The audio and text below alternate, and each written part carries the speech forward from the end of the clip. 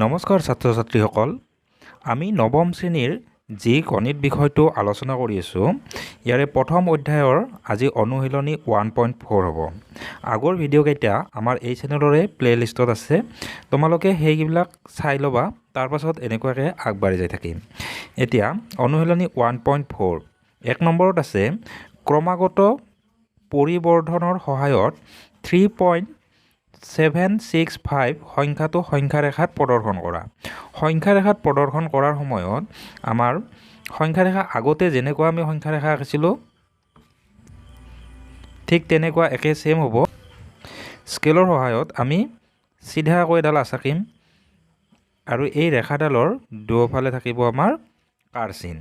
ইয়াতে আমাৰ কি আছিল নিয়মটো, সমান সমান দূৰত্বত আমি সংখ্যাবিলাক বহাইছিলোঁ, 0, 1, 2 এনেদৰে। এতিয়া ইয়াতে আমাৰ কি হ'ব, 3 পইণ্ট ছামথিং আছে, অৰ্থাৎ এইটো আমাৰ সংখ্যাটো হ'ল 3 আৰু 4ৰ মাজত আছে। 3 আৰু 4ৰ মাজত থাকিলে আমাৰ ইয়াৰ পৰা আৰম্ভ কৰিব পৰা যায়, 3, 4, 5 এনেদৰে 0 আছে এইফালে বাওঁফালে থাকিব আৰু এনেদৰে এইফালেও থাকিব। কাৰচিন আছে যেতিয়া আমাৰ গোটেইখিনি থাকিব। ইয়াতে আমাৰ মন কৰিবলগীয়া বিষয়টো সংখ্যাৰেখাত মেইন পইণ্টটো হ'ল সমান সমান দূৰত্বত এককবিলাক দিব লাগে। ইয়াতে আমাৰ এক এককৈ বাঢ়ি গৈ আছে, গতিকে ইয়াৰ পৰা ইয়ালৈ এক হৈছে, যিমান দূৰ দিয়া হৈছে এইফালেও সিমান দূৰে দিব লাগিব। এতিয়া নেক্সট আমাৰ পইণ্ট যেতিয়া আহিব, এতিয়া আমাৰ 3.7 হ'লে 3.7টো ইয়াকে আমাক 10টা ভাগ কৰিব লাগিব। এই 10টা ভাগ কৰোঁতে ইয়াতে আমাৰ যদি সম্ভৱ হয় ইয়াতে আমি 10টা সৰু সৰু ভাগ কৰিম। যদি সম্ভৱ নহয় তেতিয়াহ'লে আমি কি কৰিম, এই বস্তুটো এইটো বিন্দুটো আৰু এই বিন্দুকেইটা আমি এনেদৰে দীঘলীয়াকৈ এইফালে আমি টানি দিম। মোবাইলৰ ফটোত যেনেকুৱাকৈ জুম কৰা বুলি কয়, ইয়াতে আমি জুম কৰাৰ নিচিনা হ'ল। এতিয়া এইখিনি আমি জুম কৰিলোঁ। জুম কৰাৰ পিছত ইয়াতে আমাৰ 10টা ভাগ কৰিব লাগিব। ইয়াৰ পৰা সমান সমান দূৰত হ'ব লাগিব। 0, 1, 2, 3, 4, 5, 6, 7, 8, 9 আৰু 10, 10ত শেষ হ'ব। এইটো কি হ'ব, এইটো 3.0 বুলি ক'ব পাৰোঁ আৰু এইটো কিমান কি হ'ব, 4.0 হ'ব, 4টো। এতিয়া ইয়াতে আমাৰ কি হ'ব, যেতিয়া আমাক লাগে 3.7 সংখ্যাটো আছিল আমাৰ 3.765। এতিয়া ইয়াতে পইণ্ট আছে, ইয়াতে 7টো পালে আমাৰ কি হ'ব, 0.1, 0.2 এনেকৈ যায় 7 নম্বৰ য'ত থাকিব এইটো হ'ব আমাৰ কি হ'ল সংখ্যাটো 3.7 আৰু তাৰ পাছতটো হ'ব 3.8। এতিয়া এইটো যেতিয়া আমি জুম কৰিব লাগিব তেতিয়াহ'লে আকৌ ইয়াৰ পৰা আমাৰ 3.7 আৰু 3.8ৰ পৰা আমি দীঘলীয়াকৈ এনেদৰে টানি ল'ম। আকৌ ইয়াতে আমাৰ কি হ'ব, সেই একেদৰে আমাৰ কি হ'ব, 10টা ভাগ কৰিব লাগিব। 0, 1, 2, 3, 4, 5, 6, 7, 8, 9, 10 ইয়াতে মোৰ সমান হোৱা নাই, কিন্তু স্কেলৰ সহায়ত সমান কৰি জুখি দিব লাগিব। এতিয়া এই স্কেলৰ সহায়ত আঁকাৰ সময়তো এটা কাম কৰিব পৰা যায়। ইয়াতে আমাৰ প্ৰথম যদি এই আঁচডাল আৰু এই আঁচডাল টানি লওঁ, ইয়াতে আমাৰ এই আঁচডালৰ জোখ লোৱাত অসুবিধা হয়। গতিকে আমি আগতে এইডাল টানি ল'ম, তাৰপিছত ইয়াৰ পৰা যেনেকুৱাকৈ হয় এইডাল সংযোগ কৰি ল'ব পাৰিম।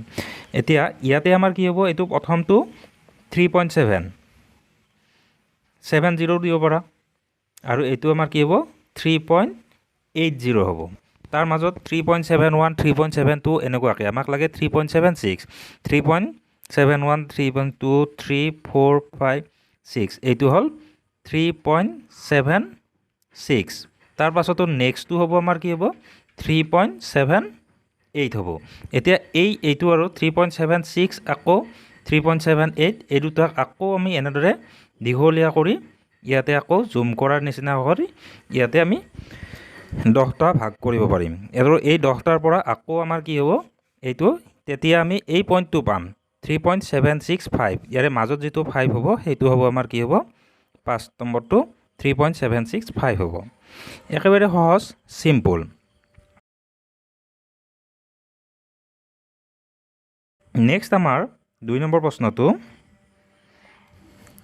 ইয়াতে হৈছে 0.26 বাৰ আছে তাৰমানে 6টো বাৰে বাৰে আহিব এই সংখ্যাটোৰ চতুৰ্থ দশমিক স্থানলৈ সংখ্যা ৰেখাত প্ৰদৰ্শন কৰা একেই হ'ব আমি কি কৰিম প্ৰথম আমি সংখ্যা ৰেখাডাল আঁকি ল'লোঁ